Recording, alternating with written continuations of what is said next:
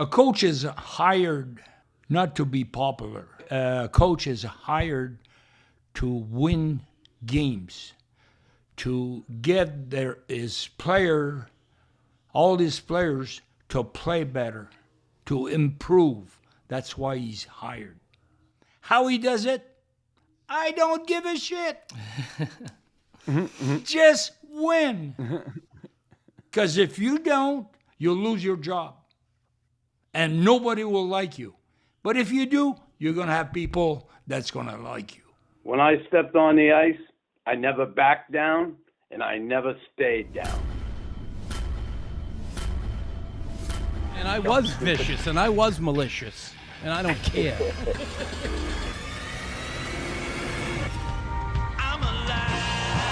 a freaking madman. Look at him going to town. That'll be a suspension. That'll be a fine. Today on Raw Knuckles podcast with Tim Stapleton and Knuckles Island, we have my favorite all-time coach, Mr. Jacques Lemaire, Stanley Cup winner with the Devils as a head coach, and he won 8 Stanley Cups as a player in 12 seasons with the Canadiens. Welcome to the show, Jacques, my favorite coach ever. Great to see you, and welcome to the Raw Knuckles podcast. My favorite coach ever, you know that. We'll get more into that as we go. I want to introduce you to my partner here on the podcast, Tim Stapleton. His favorite partner. I'm your favorite partner, right? You got your favorite coach and your favorite partner. Yeah, my favorite partner. Oh, my only one. It's an honor to have you, Jacques. I obviously grew up, I don't know, I'm still a little upset about the 95 finals. I was a big Red Wings fan growing up. Oh, happy you were. No, but then also, obviously I know about your journey and some of the success you had. And I was just telling Nux, I was reading the Stanley Cups. He's 8 cups as a player, 1 as a coach, and I was like, Nux, I haven't even played a fucking playoff game. So so anything I say, don't be afraid that it's all irrelevant. But I'm happy to be on here and have you. So thank you. Thank you. It's my Good pleasure. stuff. All right, Jacques, I want to start, and I want to go back to that day in Boston when I met you. Now, I was obviously growing up as a Bruins fan, like huge Bruins fan. I hated the Montreal Canadiens, and I hated the Canadiens, and I disliked their players. And you were one of them because you always killed my team, the Boston Bruins, not only in the regular season, but in the playoffs. How the hell can you play for them? Well, when you get traded, you kind of have to go where they send you. And that's what I did. But I'll never forget that day. It was 1979-80. I was, it was 78-79, sorry, playoffs. And I was drafted by the Montreal Canadiens. We went to your morning practice and watched the Bruins practice, then we watched you guys. And then afterwards, I'm with my friend Franny Flaherty in a big Lincoln Continental. And Lincoln Mach 5, big white, big canoe it was. And we pulled up, we saw you, Guy Lafleur, and Gilles Lupien on the corner waiting for a cab. And we pull over and say, hey, you guys want to ride? They kind of looked at us like, we sure we want to get in with these two? They look like they could rob us maybe. But I remember I was all proud because here I am, I'm drafted by the Canadiens, and you guys get in, and I go, hey, we started talking a little bit. We're going to give you a ride to the Hyatt Regency in Cambridge. And I said, I'm going to play with you guys next year up there. And you guys, you said to me, oh, yeah? How are you going to do that? And I said, well, I was drafted by you guys. I play here at Northeastern University, and I was drafted by the Canadiens last year. And you said, what round were you drafted? And I said, the 17th. And the 3 started laughing right in my face. And I'm like, oh, my God. I had no concept of, it didn't matter to me if it was the first round or the 17th round. I was drafted. I was so happy. You remember that day, right? Sure. You know what? That day was special in a way because you meet a lot of people, when you play hockey. And he was not the first, that say, I'm going to play for Montreal Canadiens. But this guy said, I'm going to play for Montreal next year. Yeah. That was special. And that was my last year. I went to Europe, and when I came back, I went to see the boys 2 years after. I went to see the boys at in the dressing room. And who comes behind me? I look at him, and he says, I told you that I was going to play for Montreal. I couldn't believe it. Yeah. Oh, it's amazing because if that was me and you guys were the moment you guys laughed, I would have just my career would have been over. You would have quit. Yeah, I would have quit. No, but it's just to tell you what type of person Chris was. When he had something on his mind, he went for it, and it's all credit to him. And he's been like that as a player. A little tougher to handle at different times, but he was fairly good, because I remember at certain time asking him to do certain things, and most of them I had success making him do certain things that I want. The one that I never had success is to fight. I said, Chris, you got to stop fighting a little bit. And I don't know, he was in the 400 minutes, 3-something, high threes. And the year after, when I start to ask him to stay on the ice, not to fight, he had more fights. So that's one thing I never could.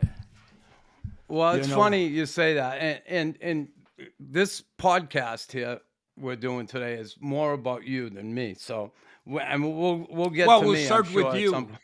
Yeah, he's already told me everything, Jacques. Because I'm going to get to you, and I want to get to you certainly as a player. Now, God, when I looked at your career and I look back on it, 8 Stanley Cups in 12 years. And, I went over and I did a little research on some of the guys you played with, and obviously Dryden, Big Surge, Larry, Bob Gainey. And your teammates had just so much respect for you as a player. Larry said, you're the most underrated center iceman to ever play the game. Bob Gainey said, the top of the list for people that you would want on your team. You started as a winger. Scotty Bowman said that, man, when I looked at this guy, he could play both ends of the rink. I think that's one of the things a lot of people didn't understand about Jacques Lemaire. They look at your numbers, but you were so responsible defensively. Now, how'd that come about? You understanding at a young age that part of the game is so important. Everybody wants to score goals. They want to be the hero. They want to be the goal scorer. But you seem to have picked that up at a young age. I never thought I picked that up. I just came with the way I was playing.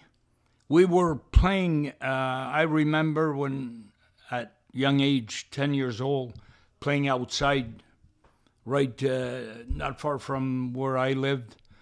And in the weekends, Saturday, Sunday, there must have been 50 guys playing on each side. And it was pass the puck, receive it, pass the puck, receive it. It was like that all the time.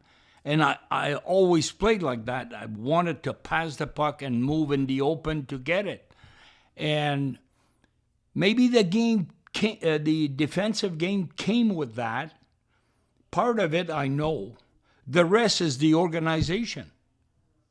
How we talk between, I'd never been there when you were there in the dressing room, but the players in our time, we never talk about scoring goals because we knew we would score enough goals to win.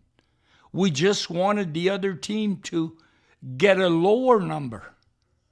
Let's keep them to 2 goals. We're going to win the game. And it was always it was all the guys do the job defensively. That's what we were talking about.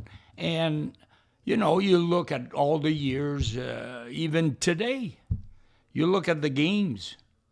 When you get in the playoffs, when teams gets in the playoffs, everyone bears down defensively. You know, during the season, you're going to get 6, 7, 8 goals in a game. Guys are going for goals. But when playoff starts, that's when it counts the goals against.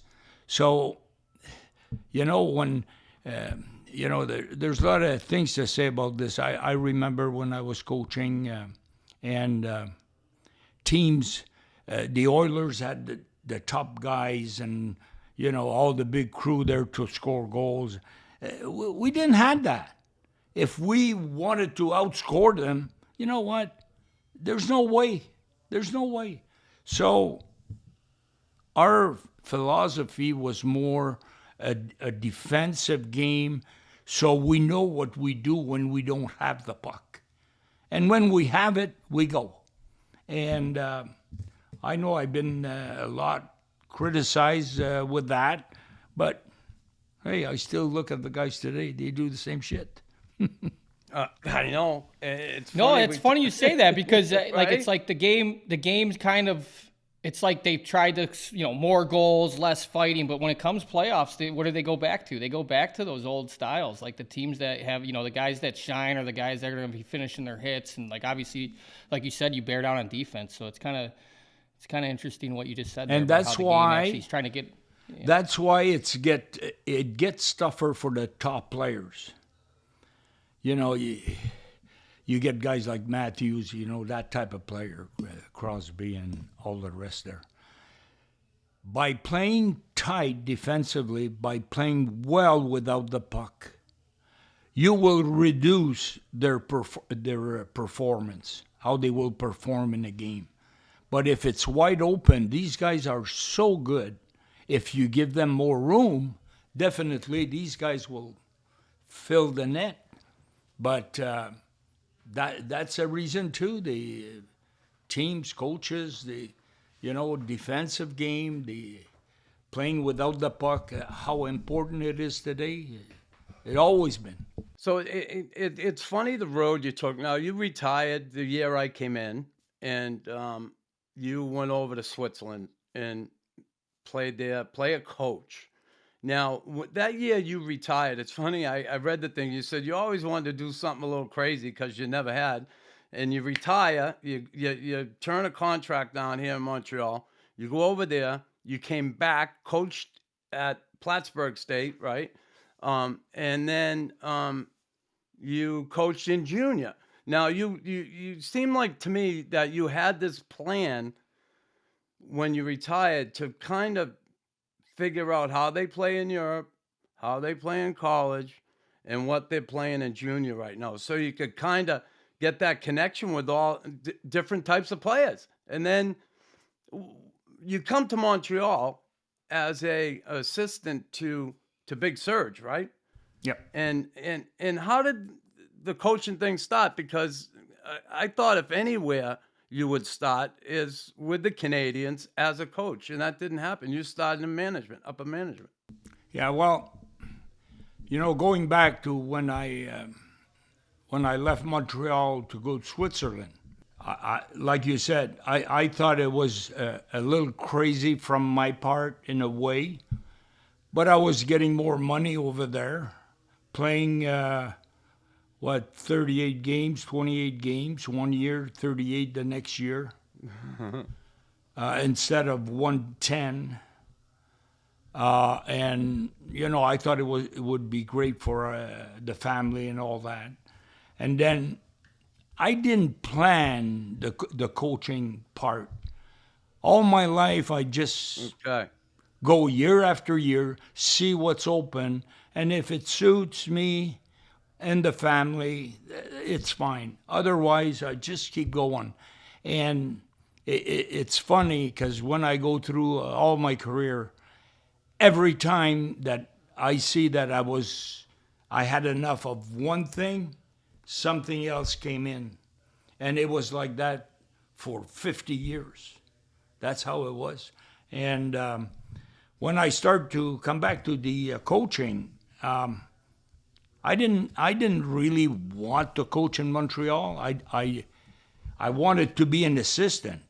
We had so much success in Longueuil that Montreal came to me, Serge, and Ronald Corey, and asked me to be part of Canadian. And I asked Serge, what capacity, what exactly you want me to do?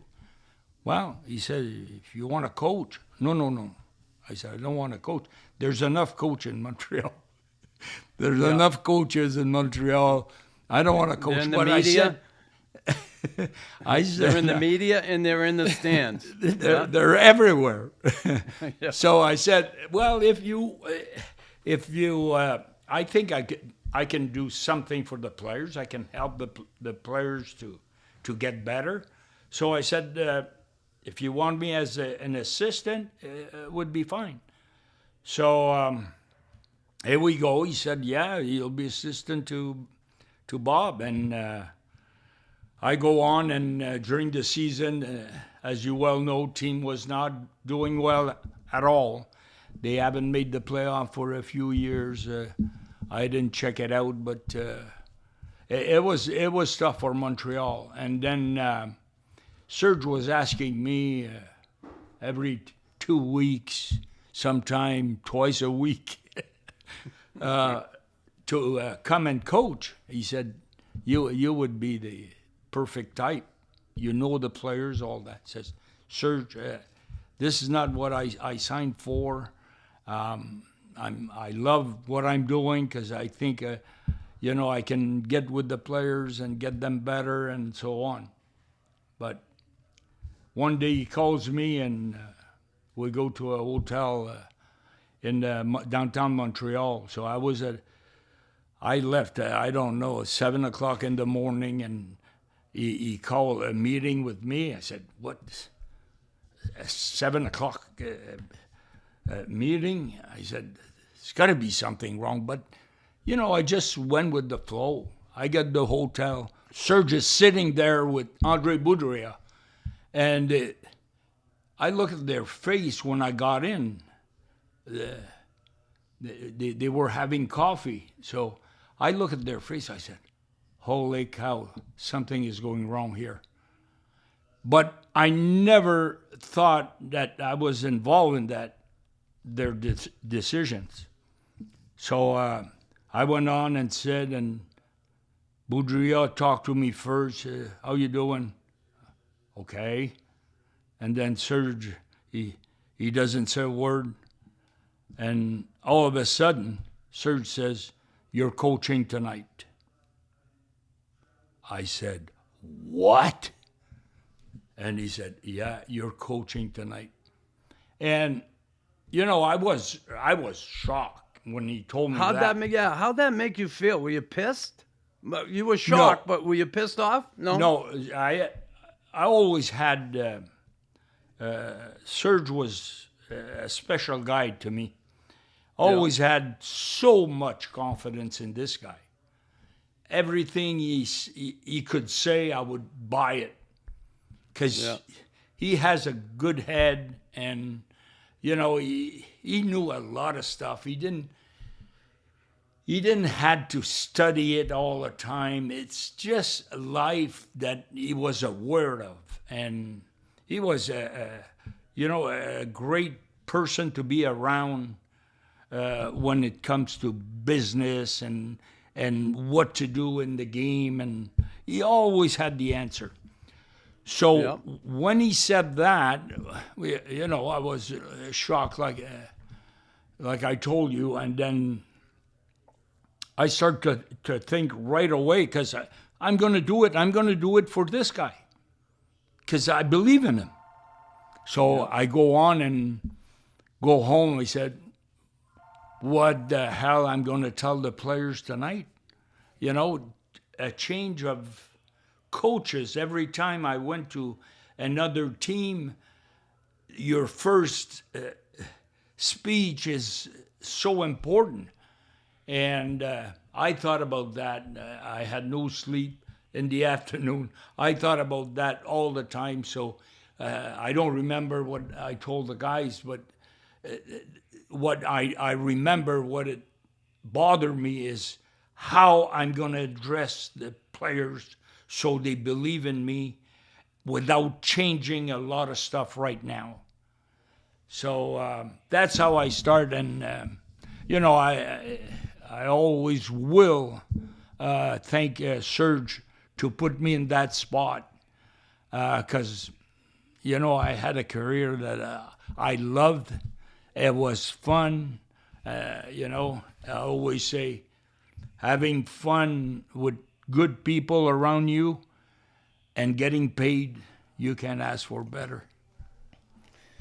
I got a quick question. How was Switzerland? Like, I played in Switzerland, and it's like we played the game on rollerblades. Like, there was no defense. So, like, when you went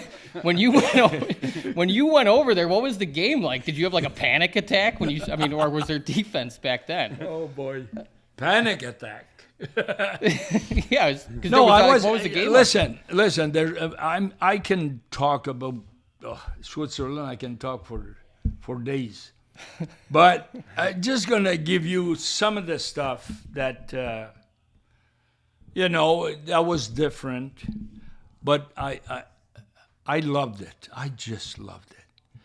My first day, one of the things, my first practice, I go see the guys, I get in the room, I get there getting dressed, they're French, but they... And not Russian, but German. Some speaks German, and most of them they were French. I had guys from 16 to 34 years old. They were working. Most of them were working during the day, and come for practice at night. And I get there, get dressed, do the practice, had a little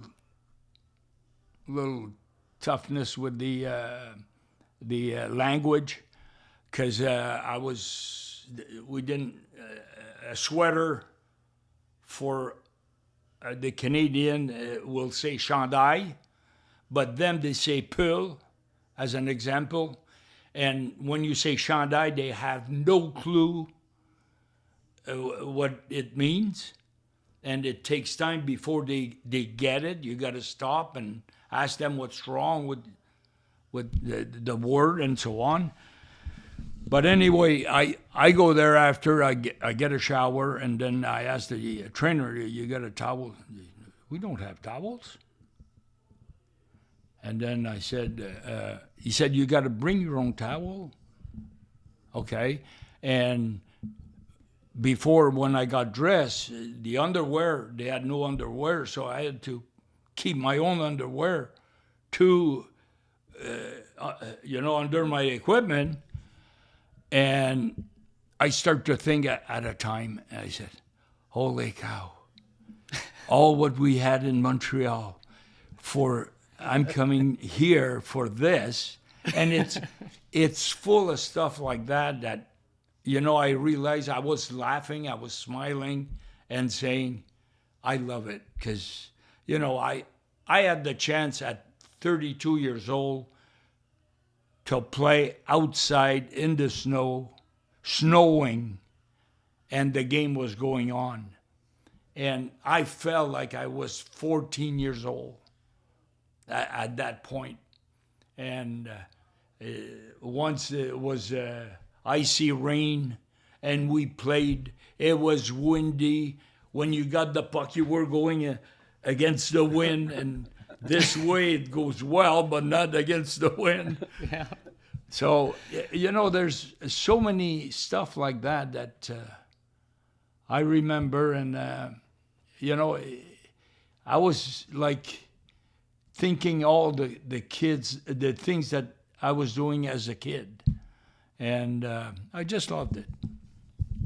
Yeah. No, you explained that well. Sorry, Nux, real quick, because that's okay. Most of my career was over. You know, the whole towel story that happened to me like 5 times on 5 different teams. But a lot of Now that I look back, and you just reminded me of like how lucky I was to do all that. So I appreciate you sharing that, and that's hilarious, actually.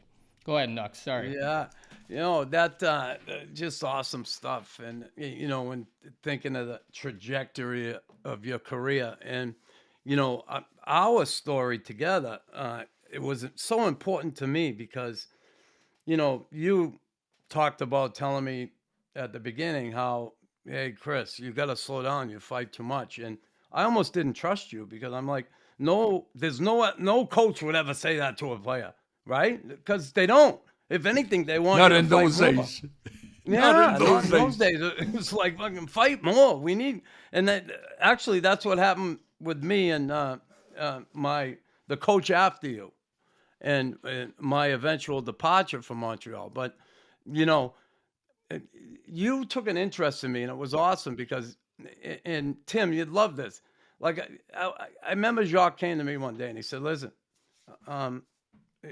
we did all puck drills. When we warmed up before practice, you're always carrying a puck. We do the weaving, pass the puck, follow your pass. We do a 2-man weave, a 3-man weave, and then we do a 3-man diamond and warm up. And it was all puck stuff, right? And I remember some guys would be like, oh, shake. But it was making you a better player. And this is how it's funny. I remember Jacques said to me, he said, how long do you think you have the puck on your stick in the game? And I'm like, I'm not thinking, right? I go, I don't know, 2 minutes, 2 minutes. You're like, what's a puck? It's 2 minutes. I said, fucking 2 minutes. And he said, what? Well, you're not Gretzky, he said. So I went, okay, let me think. He said, no, it's more like maybe 8 to 10 seconds if you're lucky. So when you have it on your stick in the game, you have to do something good with it. And man, it hit me like a ton of bricks. 1, I thought I had the puck on my stick more than 10 seconds. And 2, you better do something good with it. And then it made sense to me. And then he took me down around the net and forehand, backhand, up top, forehand, backhand, up top. He said to me, here's the deal. You got to practice this every day because it's going to make you a better player. This is where you're going to get your scoring chances from, right in front of the goalie. You're going to have to put the puck over him. And then he would take me in the center ice faceoff circle and put the puck to an area, and I'd have to react to it and pass it back to him, forehand, backhand. It was all foot movement stuff. So he worked on these things to improve me as a player that I could apply in the game. The first guy to ever do it with me, I did have a coach before you that helped me, and you know who I'm talking about, Piton, Claude Ruel, who worked on all the fundamentals with me. He was unbelievable. But you showed me the purpose, and then I was able to apply it in the game. And that, believe me, I'm forever grateful for that. The one thing I'm not grateful for that you did, you son of a bitch. No, I'm teasing. Was in Boston. Oh. We had an afternoon game, and my new roommate, Perry Turnbull, who just came to the team, you said we have a 9:00 brunch, afternoon game. You have a brunch at 9. So Perry ordered some coffee. I'm not going to blame it on Perry, but I'm going to blame it on him. He ordered breakfast, some toast, and some coffee. So I had a coffee with him, and we got down the room about 9:20. And you were standing there, and you said, what time did I say the breakfast was? I said 9:00. And you said, well, it's 9:20. You're late, and tonight you're not going to play.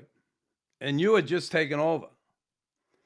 And I was like, what? I'm in Boston? I'm not going to play in Boston? You're going to bench me? And sure enough, I remember Perry Turnbull said, Knox, I'm going in the warm-up tonight. And I'm going to show the coach I want to play. And I said, oh, yeah, well, you can go in the warm-up. I'm not going in because he's going to come and say, take your shit off. You're not playing. And I'm not going to. He already told me. So do you remember that? That story, And how important that was for you and the team? that story, I told a lot of people that story. You know, when you start, it's coaches that they have to make decisions on the spot, sort of, and decision that can affect the team or be beneficiary, Yep. Beneficial. beneficial to the team. And I had quite a few in my career, these decisions. And, you know, I like to take time out before I make them, Yeah. especially yours. You know, that team, when I came in, there was not a lot of discipline on that team. Guys, they come in the time they want, this and that. The bus leaves, a guy, two guys late. And me, I just can't accept that. So discipline was number one priority when I coach. And when you were late for that meal, I said, we can't go like that. Having guys late, other guys are there, and I was asking the guys, you seen Turnbull Nyland in the room? Did they came here before and eat? No. Okay, fine. And waiting, and that was going in here. And then I had to take that decision. And, you know, take a decision not to play your toughest guy in a place that you need tough guys to play the game. I said, maybe the guys will kill me. You know, the other guys won't accept it, that this guy's not in the lineup. And I said, I got to do it. And the guys went on, and I thought we played a hell of a game. And I think it was good for the team, good for you, and because the team gelled better after big decisions when they're the right decisions. I find that out. You know, it doesn't matter which decision you'll make, but if it's a good one, that your team will gel better. So Well, we certainly did. And, you know, I think you caught everybody's attention with that. I'll never forget that game.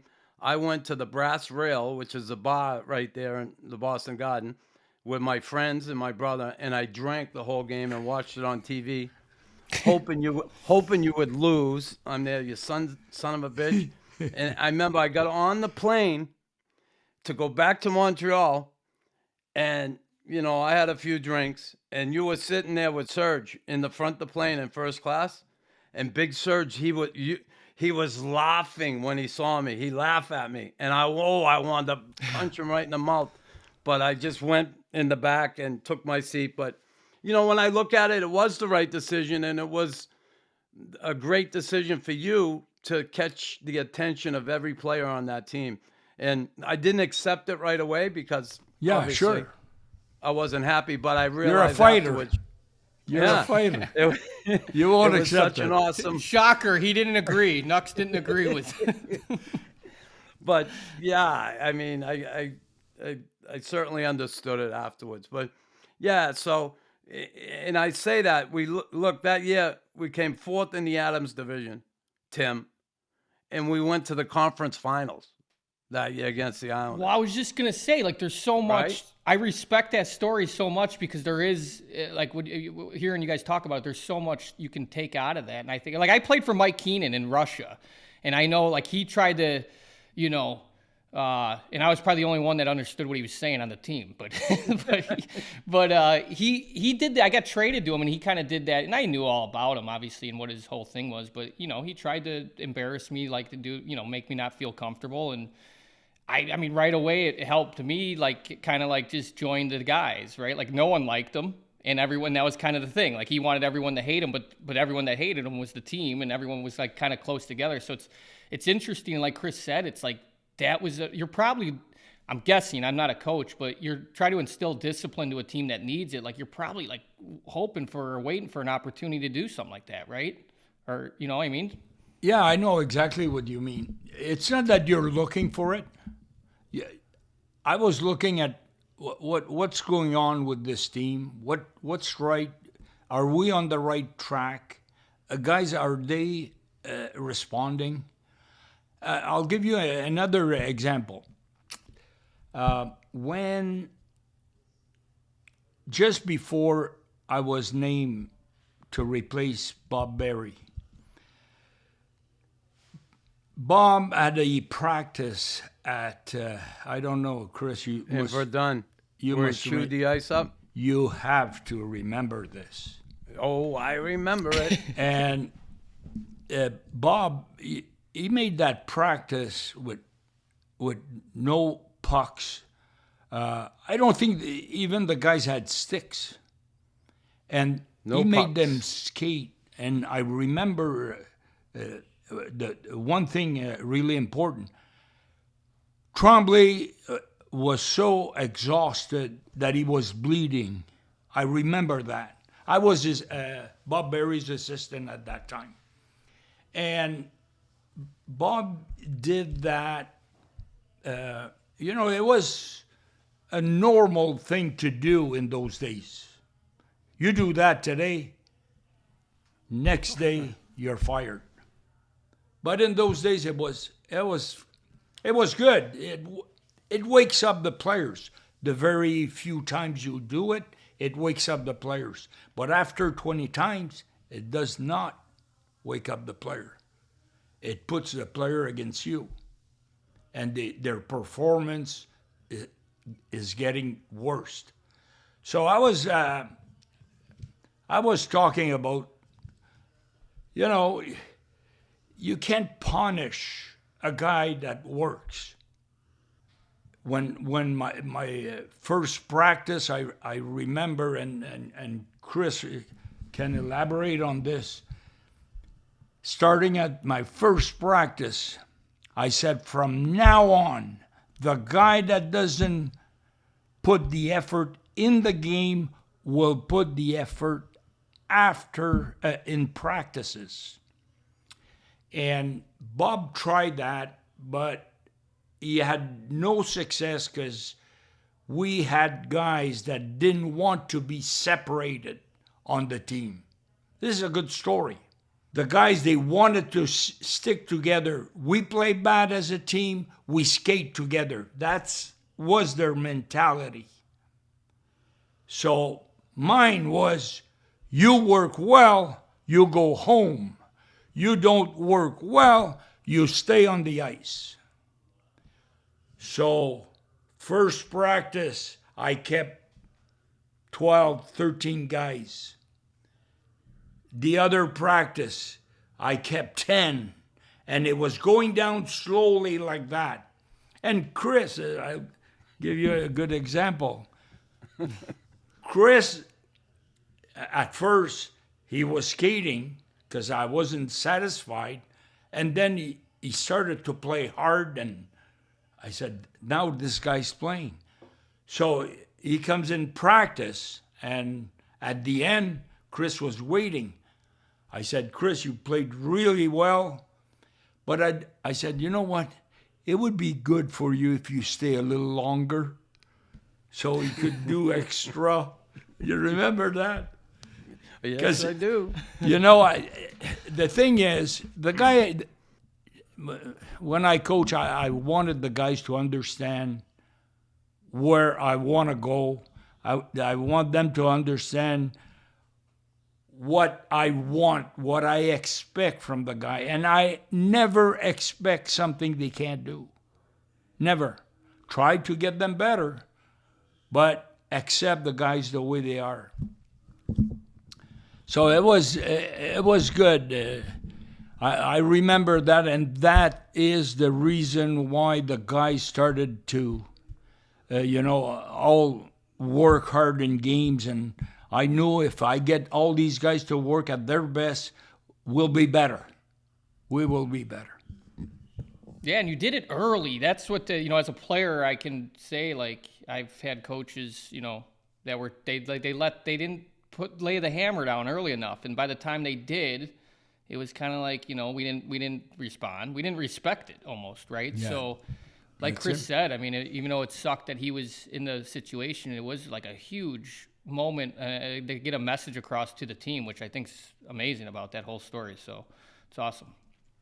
So, Jacques, I want to get to your time in Jersey and how you got there. And the story I heard was, well, you're in Montreal, okay, and Herb Brooks was coaching New Jersey, and he had it out with Claude Lemieux, and he didn't like Claude. He called Claude a cancer in the room, and anyway, he's getting fired. And apparently, Claude Lemieux goes to see Mr. McMullen and Lou, and they said, the guy you want is sitting in an office in Montreal, but you're going to have to pay him to get him to come down here and coach. Is that the story? Well, I heard it from Lemieux. That's where I heard it. Claude told me that after I stopped coaching in Jersey.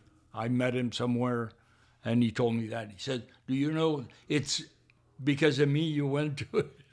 And he told me that story. But again, I didn't really want to coach, and then when Lou approached me, I said, I'm going to talk to my wife just to tell her that, well, I got somebody's interested. And my kids were there, and they all at the same time. That's what you want to do? No, that's not what I want to do. He said, that's what you always want to do. And so I got there, met with Lou, and I got to give you this story. When I went the first time, Lou said, come down here. He said, I want you to see the facilities that we have and all that. So I go on, look around in the arena, and I said, I'd like to see the ice. He said, yeah, come on, this way. Start to walk, get there, and then I get there, and the bench is right there. I went behind the bench, and it's hard to understand from the outside there, but this is really, I'm talking about that, and I still feel it. I go behind and I look around. My body started to, inside I had all kinds of stuff going inside. Yeah. It was like magic. It's funny. And I got out of there, and I told my wife, I said, I made an offer to Lou. I hope he's going to accept it, because I want to go there. And 2 years after, we won the cup. Yeah. So, you had all that going on in your body. How about when you signed the contract? How did that feel? Did the body feel the same way? Huh? Right? Because honestly, as a player, think about it. As a player, you never got the good money times. I didn't. When we say the good money times, what they are today.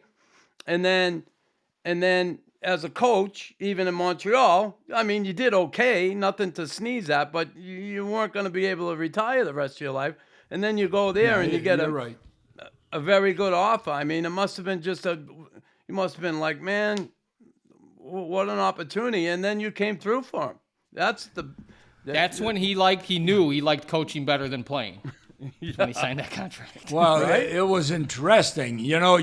There's a lot of worry. There's a lot of pressure. There's pressure.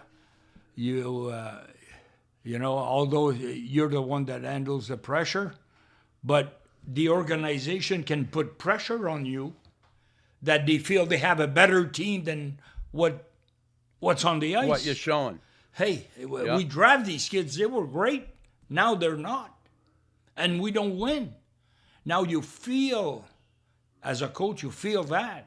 Soon as you hear a little bit of it. Me, I always, to try to avoid that, I always try to sit with my general manager and see what he thinks of the team, where the team's at, where we're going. So we're on the same page. If we're on the same page, it's going to work a lot better than if I think that, hey, we have a great team, we should be in the playoffs or fighting for the cup, and then you don't make the playoffs or finish last. Then, there's something that will break at a time. But that's... Yeah. Speaking of coaching, you guys coached together, didn't you? Yeah. Yes, but it was only Jersey. 1 year? Just a 1 year, 1 year in and out, like a Mike Keenan in the Rangers. Just what happened? No. Well, Chris, I'll have Jacques tell you. No, I'll have Jacques tell you what happened. As a coach, I always try to get someone that will compliment me, and part of a good part of the success is the guy I work with. They've done as much as I did in a way, because when you do have support, it's a lot easier to work. I started with Larry, and I picked Larry Robinson. And why I picked Larry? Well, I knew that there was a strong head in Jersey. Well, Larry's in the Hall of Fame. I played 12 years. At least they're going to listen to us. And that's when I got in the room, I could see the guys were listening. They wanted to know what we had to say. And then with what we were telling them, we started to grow. And after Chris came in, Larry, I think we spent 4 years. And then I had Chris. And Chris was another compliment for me. He was the guy that, first of all, if I tell Chris, you do extra with these guys, I know it's going to be done. Because he's the guy that will make it done. He's going to talk to the guys, it's good for them, and so on. So he was a good compliment for me. Tim, I was only with Jacques 1 year. I came the year after the Stanley Cup. Here's my perception of what happened to me, okay? And one, I did support Jacques in a lot of ways, and he was good with me. I was not a real good assistant coach when it comes to being a guy that's that buffer between the head coach and the players, because I'm more, my personality is more head coach, okay? And I had a couple guys there that really didn't like me, that I played against, and I won't. I don't have to mention their names. Let me cut you off just a second. It's really hard to coach players that you played with, okay? Yep. And then you go on to coach them. It's hard. It's even tougher if you fight them. Yeah. Yeah. For sure. If you fight them every game and then you have to coach them, it's tougher. And that, we did understand it. Yeah. And some guys certainly made it difficult, but no excuses. I didn't get the job done. I moved on. I went and became a head coach in the East Coast League. And honestly, that's where I belonged to find my own way. But I'm always indebted for that, certainly that opportunity. Jacques, you took a lot of heat. And I say that, a lot of heat for your coaching style and what you did. First of all, the trap. Everybody, the dreaded trap, the trap. I loved the friggin' trap. I loved playing it. I thought it was such an awesome way to get a group of guys to play as a team and care about the defensive end. And if you were the least bit intelligent, you could understand that you could really create a lot of good offense off of that in the transition game. And you had a lot of success at that with your teams. There's no question. Did that ever bother you? And I know probably not. The answer is probably no. But did it ever bother you to hear people go, oh, my God, the trap, this, that. And they still use it today. If it bothers me, no, It doesn't bother me. I just say to myself, they just don't know the game. That's it. Poor people, they don't know the game. Love it. There are 4 at the blue line today, and the other guys at the red line. They were saying we play. It was against hockey, the way we played, and now a lot of times in the game they're 1 at the red, 4 at the blue at their blue line. At least we were a little higher. Yeah.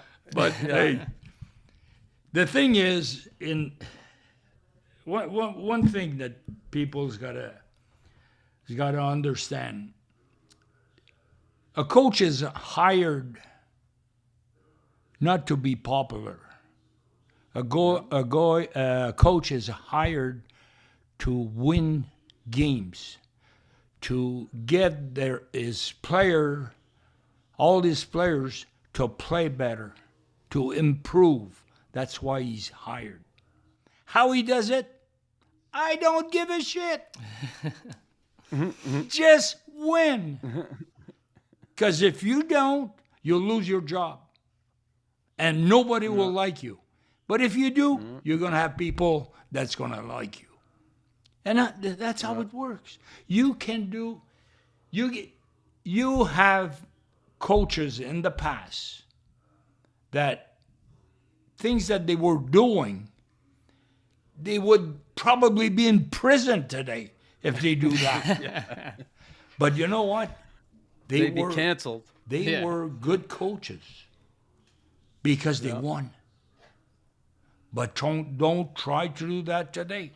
Yeah, your coffee story today, Chris. You would Jacques would have been in jail for that. I know, really.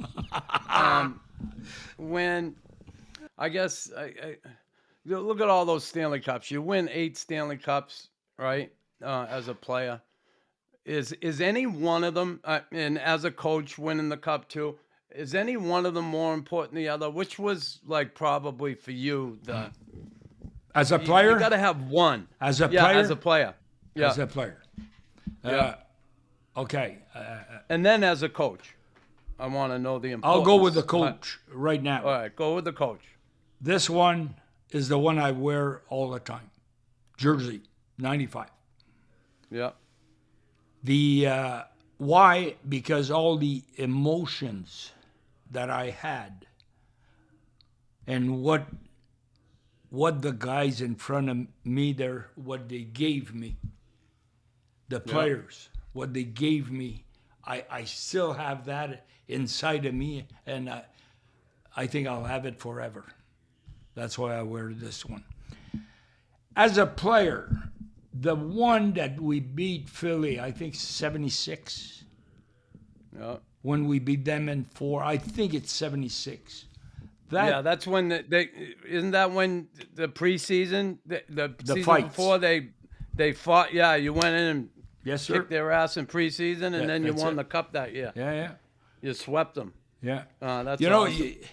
you're young, and when I in 67, when I started 67, 68, you know, you're a young kid, 20 years old, you win the cup, you're part of it, you know, in a way. Yeah. It feels great. Next year, we won 69 too.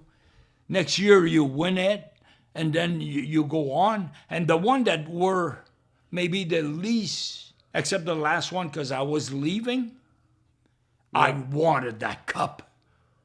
I said, I start with one. I want to finish with 1-2. That would be great. So that one I really wanted. It meant a lot. All of them, they have something. But I got to go back to 76. I remember Serge Savard, before the playoffs against Philly, he told us, he said, hey guys, if you want to do something for hockey, this is the time. Hockey cannot keep going the way that, the Flyers, brawls. the brawls and all that. He said, we beat them, we'll change the game as it goes on. And he was right. He was right. And it took some time. it was, but it happened. Chris, it was so. Listen, we go there and we start against Philly. Everyone was so confident. We'll beat Montreal in 4. We hadn't won against them for, I don't know, 2 years. We'll get them in 4, and we beat them in 4. Imagine the shock. Oh, And the glory. what a feeling. Yeah. Oh, I'm just thinking about, like, I have a hard time choosing, like, what shirt I'm going to wear in the morning. Jacques here, like, I'm going to wear this Stanley Cup ring today.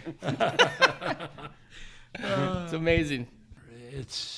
We get so great memories. It's, what a life. Yeah, I know. You've had a good one when you look at family, everything, the hockey. Now, here's a guy that I think a lot of people look at, and I look at this relationship with you and Lou. You have a special relationship with this guy. Not many people get close to Lou Lamoriello. I think we could agree on that. Yep. He's pretty intimidating, a pretty hard guy, but God, you have such a great relationship, you two. Why's that work like it does? I mean, you're still with him today. You went from Jersey to Toronto. He had you as a special advisor. Now you're with the Islanders, special advisor with him. Why's that work so good? Chris, Other than Lou being a smart man. Chris, I really believe we think alike. Myself, I have a lot of confidence in him. When I was coaching, I see him every practice, every day, sometimes twice a day, and talk to him about all my problems. And I knew that if I had a major problem, he would help me to solve it. Or he would give me a road which I can take to solve it. And I always believed that it was the right way to do it. I have to say, all the guys, the GM that I had, I was really fortunate. Serge, you know what type of guy Serge is. I started with this guy. And then I go with Lou and Riseborough that I played with, that he knew what I wanted. And we had good success there. Very good success. Yeah, no question. And no question. And Doug really helped me in let me know where we're at with the team. You know, he was not the guy that say, hey, we got to win the cup. No. We know there's a few guys missing, but we can achieve this year. We can achieve this. And, you know, we had goals, and when you do have goals and they're goals that you can achieve, you always surpass them. Always.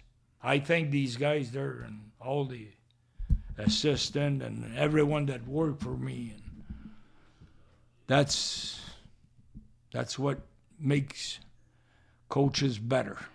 Yeah, well, you certainly have a way because you have an impact on a lot of players. You had such an incredible impact on me as a person, as a player in this game of hockey. And the people I talk to, when I talk to people, the best coach I ever had, right here, Bill Guerin, all right? With all due respect to any coach that I ever had, Jacques Lemaire was the best coach I ever had. And he went on. He said Jacques probably benched me more than any other coach I ever had. I think he liked me, but maybe he said I wasn't playing that well that night or did something stupid. So he goes back just like I did. He said Jacques, he always did what he felt was right to win that game. He wasn't trying to make friends. He wasn't trying to make anybody happy. He was just trying to win every night. And what more can you ask from a coach? And it's funny, when I coached with you, and I saw it as a player when I played under you, you could not only tell center icemen how to do their job and where to be, or wingers, but even defensemen. Like, you were so good at coaching defensemen too. And, teams have defensive coaches. I get it. They have defenseman coaches.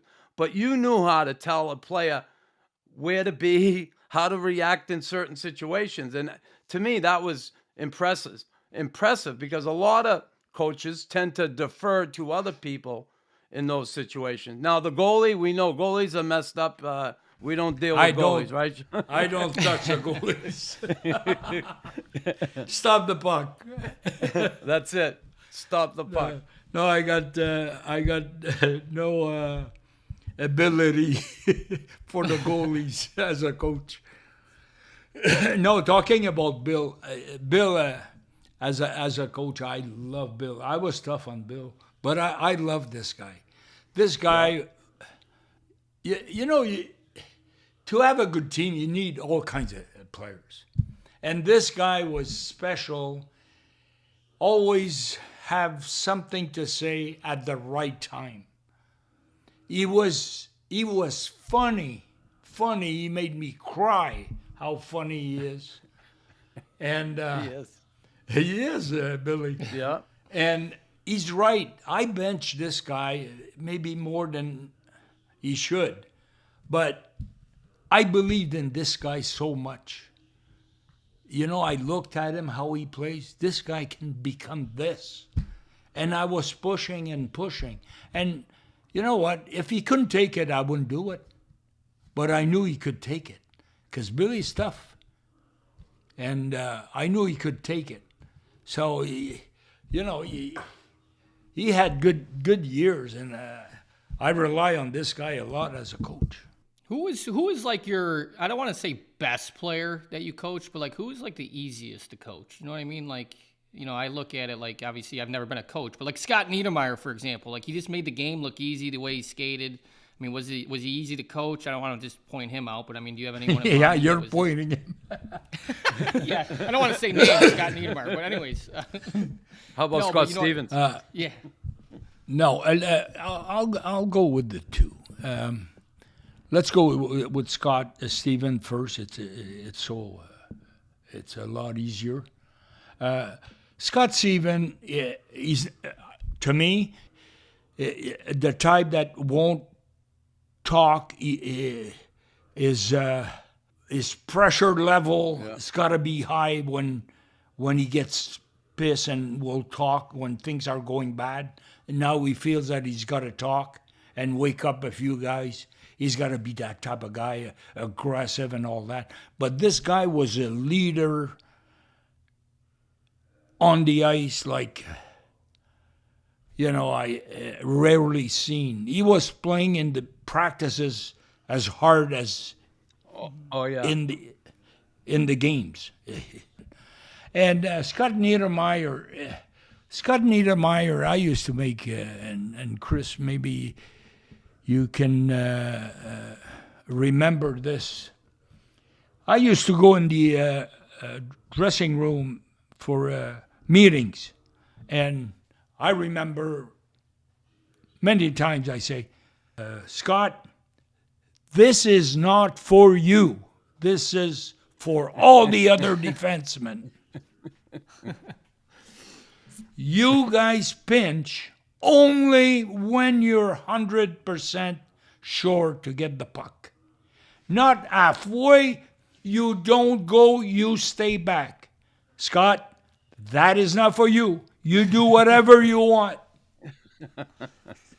So it was easy to coach him. I just let him go. Yeah. But again, Because he could get back, that guy. He had the Again- legs to get back. He got caught. sure, with the speed he Yeah. had, come on. It's like, He could get caught twice and come back. yeah. Let me ask you, Derek Bugard in Minnesota. Now, I know you always treated the tough guys with respect, and you work with them, and you got them to the point where they could play, not just fight, which to me is, I love that. I love the fact you do that. And I know there was situations where you had tough guys that maybe couldn't, you couldn't put them out every shift, but you get them in games. How was Bugard, and did he have that willingness to learn and become a better player? He wanted You're to. the big scary guy, right? Oh, Bugard, he's this guy. He was there. He thought, I'm just gonna fight. There's no puck in this game. Yeah. That's how we started. He went on the other side, go on the face-off, talk to the guy, drop the gloves, come back to the bench. Yeah. He thought it was like that, and me, I said, if you don't learn a bit, you won't play. I can't put you on. I want to put you on. So Yeah, that's the awesome thing about you. Like you did it. What do you think about iPads on the bench? Because Ooh, Chris there you hates go. them. Chris hates them. What do you think about iPads? I hate them. listen, we're 2022. I don't care. Going on 23. Hey, they want iPads. When I went on the ice, I knew what I did. I know today you could look at if there's anything different I should have done. You're looking for that type of thing. I don't know if it's a distraction. I can't say because I'm not coaching. You get a guy beside you, you're following the game, the guy's on the iPad. I just don't know. It's different, which I accept. But hey, I'm open. But Yeah. the guys, it's got to be good because everyone does it. Chris, Yeah, I if don't- it wouldn't be good, if it would disturb the player or, the guy's not in the game because he's on the iPad, then it would be a problem. But it seems that every coach accepts it. So let's be it. Yeah. I get it. I look like, listen, guys come back. I remember coming off a shift. I'm dead tired. I want to get ready for the next shift. I know if I made a mistake, whatever. I always look, if I was coaching, I'd take that thing and throw it in the stands. I give it to the kids in the stands. Here you go, on an iPad. Because, listen, if a player needs to know something, he can come to the coach between period and look on the goddamn tape and, okay, explain it to me. Get back to the bench, get ready for the next shift. Anyway, that's me. I'm old school. You're old school in a way, but I think you've come over to the other side. I can't believe that, Coach. There's a lot of stuff that now that It's is different. so different, and probably I wouldn't be able to coach because of that. And Wow. that's how I feel. But Yeah. it's I stopped coaching 20 years ago. Wow. Huh? That is a Crazy. bold. That's a wow. That's a I don't know everything changed, and you got to accept it. And I'm looking at now they have on the calendar.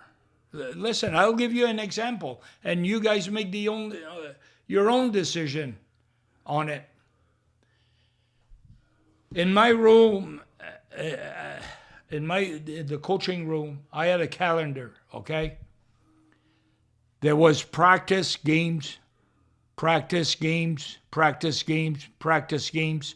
And if one day they get a day off, it would be changed by me, not a week in advance, a day in advance. Tell them that they're.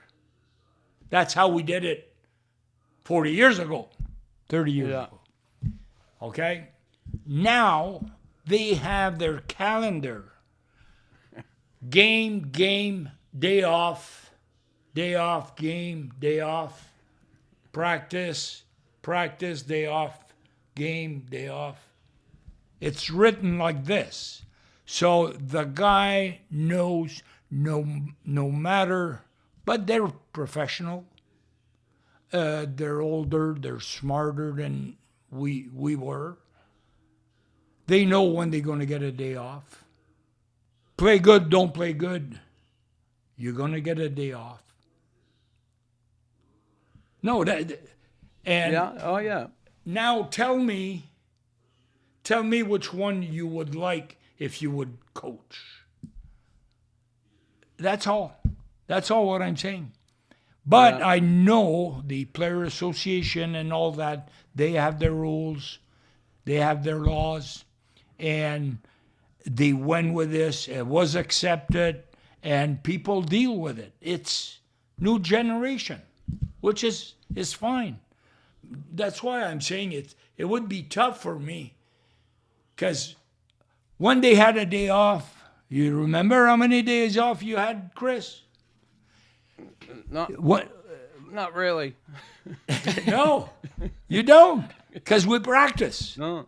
We practice, and when they had the day off, it's because they really played well and they brought a lot to the organization. Hey, that was 2 great games in the weekend. You guys deserve it. You earn it. Yeah. That's what I was thinking. Like, I remember just like coaches, Keenan would do it sometimes where we'd have a day off, but he would try to take it away from us. He would threaten that day off. And then, we would all be like, it's a big, and we would be, that I agreed with it. I liked it. That's just that there, many times in Jersey, we had a couple of games in the weekend. On the second game, I say, hey, if I see that the game was tight in the second, I used to tell the trainer, just tell one guy that if the coach is thinking about giving a day off tomorrow if we win. I could see the difference. I could see the difference in the third period. Because the guys, they won it. Yeah, but it was. Oh, that's funny. It's in a way it's tougher for the coaches. They don't have a lot of tools to work with. The players today, they want ice time. They want ice time. They got to have their ice time, because it's not only goals that's going to get you the money. Ice time will when they negotiate. Coach. In your system, okay, I got a couple more questions if you still have the time. I got a few more things I want to ask. You've been so generous with your time, but God, I could listen all day because there's so many things that keep coming up. But as a coach, when you teach the trap, and here's my view on it.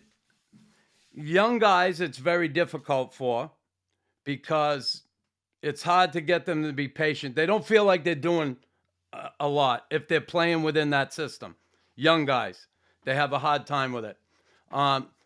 Guys, your average player likes it. The really superstar players, or the better players, goal scorers, if you will, I think they feel as if they have to play within that system, that it doesn't benefit them on a personal basis. I think those are the 2 big things a coach has to deal with when he's trying to teach that system or implement that system. Mm-hmm. Did you find those are the 2 most difficult things? Oh, yeah. When it comes to the trap? Those 2. Definitely. You know, How did you deal with him? well, it's you know, you have to get that top guy to produce and make him understand that he's going to get as many chances or even more. And I'm not talking about today either. I'm not Yeah. talking about today. Today, they have their own system. It's puck pressure, and when you do have the puck, you gotta eat it. And but in our days, you know, I take Gabrick as an example. It's a great example. Yeah. Not a guy that good defensively. Everyone knows. But a scorer, and a kid's got great speed and all that. So I was thinking about his ice time. He needs this guy. I can't spot this guy. This guy can score. So what I did at a time is I put him on the wing with a checking line and tell him that he's going to check that line. He thinks he's checking that line, but he was getting so many chances. It's Right. unreal, because he had a tough time, and you know, he couldn't score, and things were not going well for him. So he asked me, "What? You're going to go on and check the top line?" Check. Okay. Oh yeah. You're going to check. And he loved it. He loved it because the other guy were doing the defensive part, and he could. I said, always be the first man on the puck. Always. Never mind the other guy. Don't wait for them. Go and be first man on the puck. And he could get, I think, free in his mind that he's on the offense all the time. I don't know. But that's what I predict, that he will be fine, you know, when he thinks about his game. I could score, I get a chance, I'm the first guy up all the time, feels good. I got guys coming back. So he did really well there.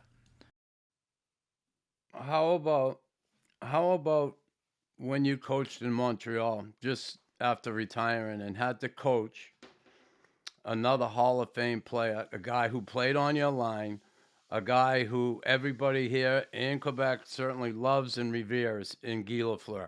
Yeah. How difficult was that? I remember, here's a story I remember. Listen to this, Dave. Guy Lafleur and Jacques played for years together. They won Stanley Cups together on the same line. Jacques fed him the puck all the time. Flower was a great scorer. He never passed the puck. He always shoot the puck, and he scored. And Jacques comes in as coach, and he's implementing this system, and Guy just not a systems guy. Okay? No, he's not. Not at all, first of all. And then we go through the game, and I remember this one game, and Guy there'd be like maybe a minute and a half left in the game, and he'd come off thinking, oh, I'm not going to get another shift, right? So he would take the tape off his socks, okay? And Jacques would see it, and he would say, Flower, you're up. Oh, if you could see a look like he wanted to kill him, oh, my God. I'm like, oh, my God, he's doing it. He's making him go back out.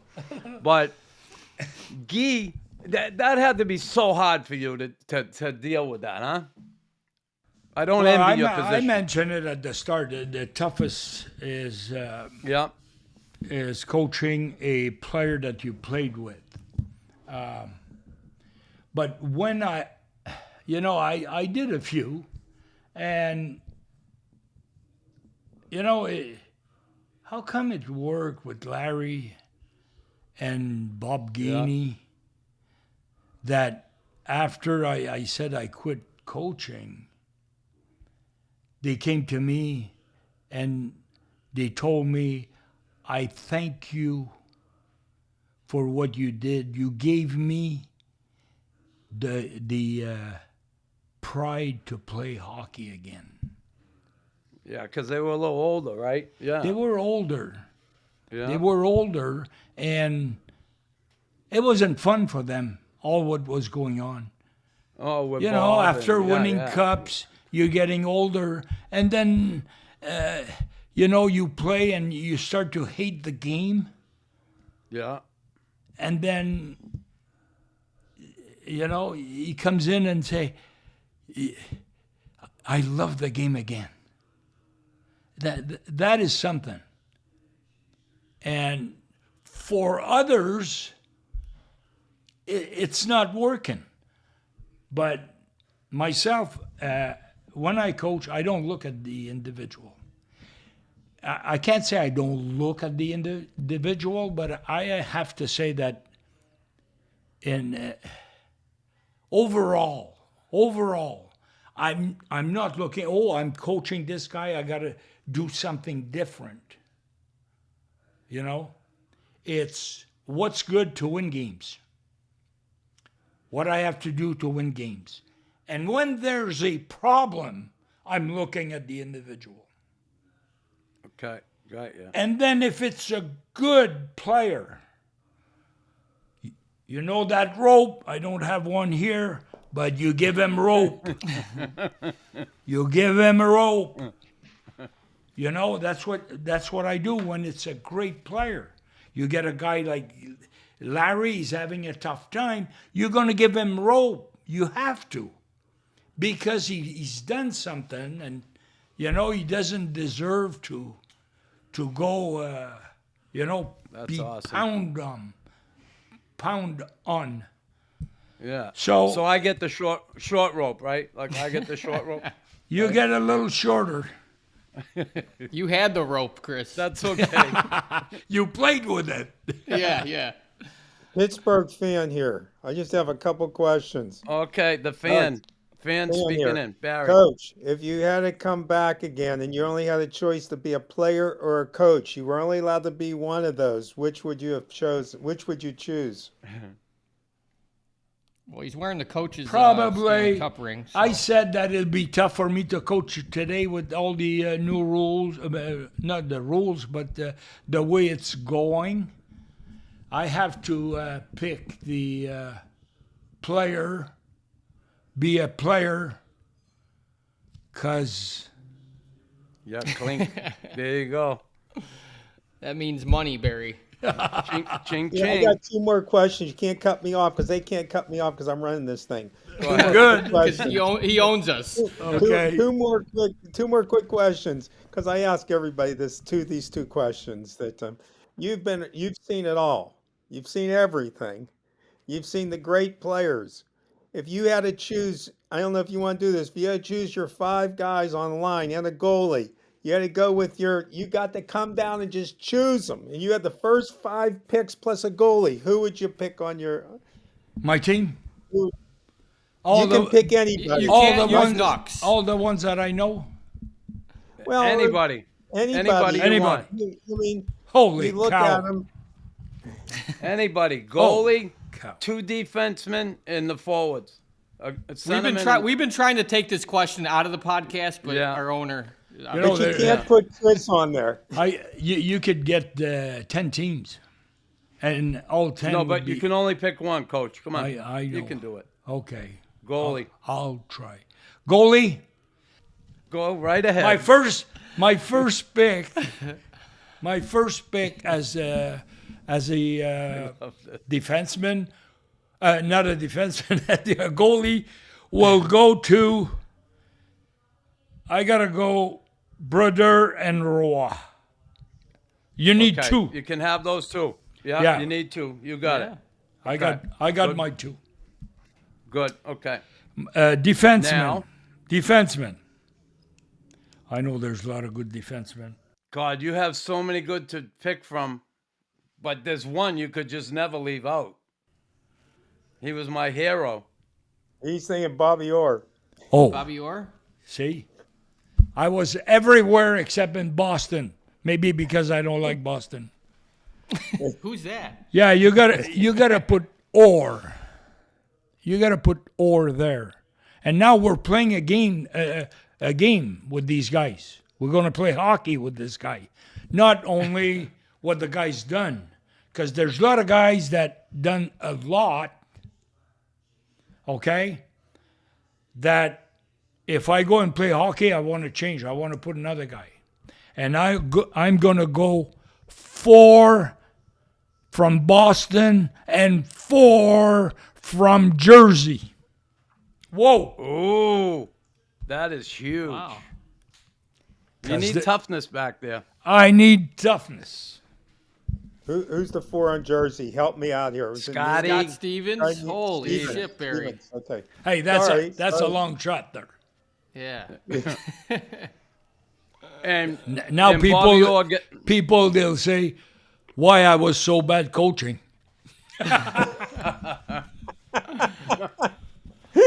okay, center iceman. Center iceman. Belleville was great. Richard. Gretz. I gotta go Gretz. Come on.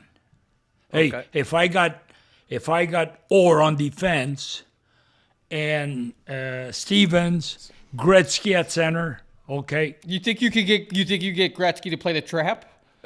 there won't be any trap there. Okay. I need a winger here, a very solid winger that. Holy cow! Gretzky, This is good. I'm Yeah. loving this. Gretzky. I would. Lafleur would be good, because he's a scorer. Holy shit!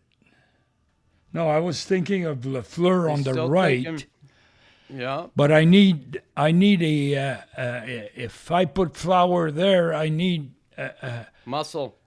yeah. You know where I'm going with my game. The Islanders. There's a guy on the Islanders that could help those two back in the day from the 4 in a row. Yeah, I'm not giving any names, but 9. Yeah, more skills. This guy was good, but I'm looking for more. Holmstrom, maybe. Probably should have asked this in the beginning of the podcast. Yeah, should have asked me that yesterday. I would have come up. Anyway, I need. I'll explain what I need. Okay, you guys find it.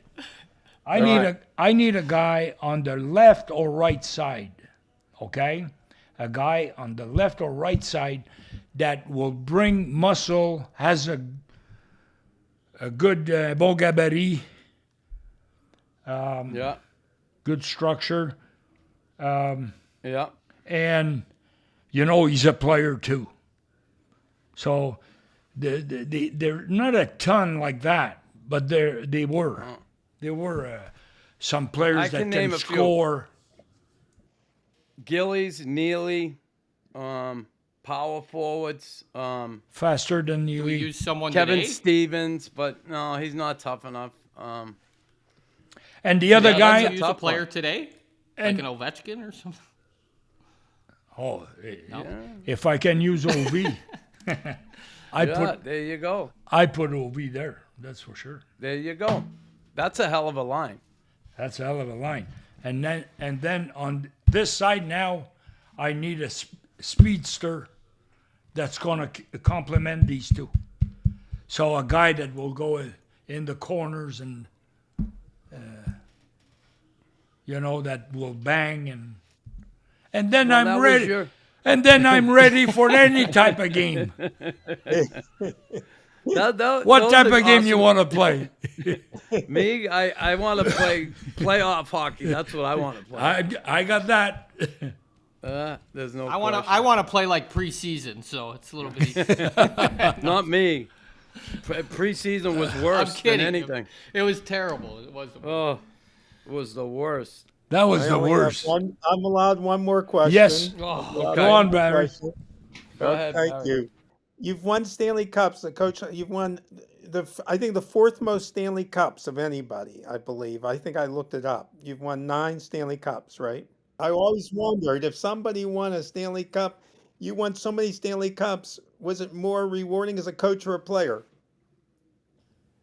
As a coach. Why is that? The emotion I mentioned, the emotions that I had, you get a team that never went far in the playoffs. A lot of time they miss it, and then you go there, and in 2 years you get a bunch of guys to play together, and guys that really want to do something and be better, and all of this is in front of you every day.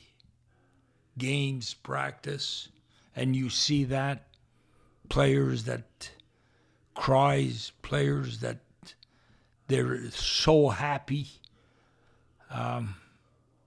When we won, it's a memory that you just can't lose. You're going to keep forever. That's awesome. I had a guy at last. Chris will laugh with this one.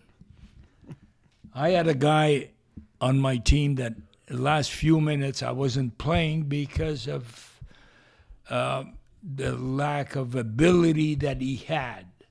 But I wanted to put him in the lineup because he was important in some aspect.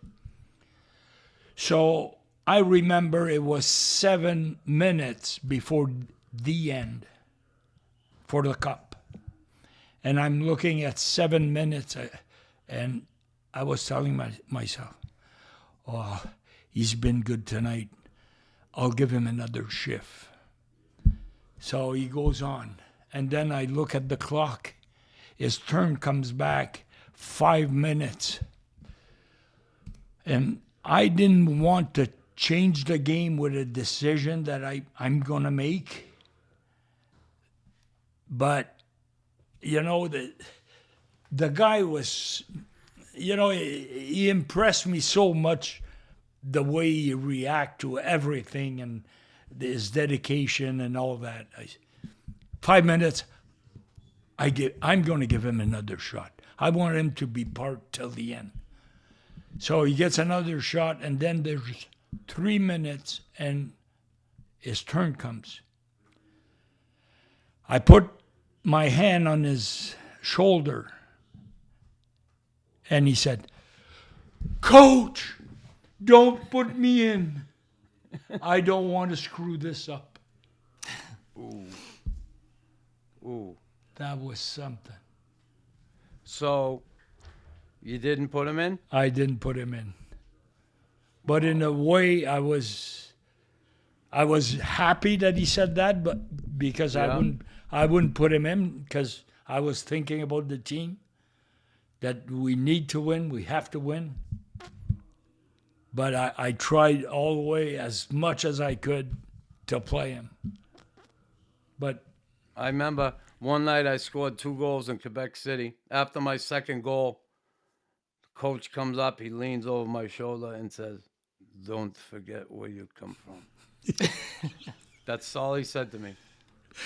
Don't forget where you come from. And I'm like, yes. I was beaming inside because this guy, 21 goals I had. Like, come We on. know. Hey. We know. This but- podcast knows. We've heard. hey, It's unbelievable. But this is the guy right here. Yeah, I scored the No, goals. it's I get amazing. it. But this is the guy that, like, he took the training wheels off. Like. you know Yeah, what? No, he did. Honestly. Jock, Chris did say he did, and I'm not just. He said hands down the best coach he's ever had. It's Yeah, without a doubt. I appreciate that. But And there's a lot of guys. on his side, when I took him, I knew nobody talked to him about how to play the game. I knew that right away. Yep. Because when I was telling him certain things, he was doing it. You Offensively, just had to healthy scratch him first to get him going. defense. But Get my attention. and when I got the guys to skate like like I did there, I felt at a time that he was on my side, and I was telling him to, and I'll tell you when you know that there's a guy on your side, that he's going to go to war. This guy, after practices, I was naming the players who's going to skate because I wasn't satisfied.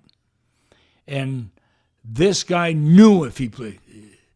You know, there's certain guys doesn't know if they play well or they don't play well.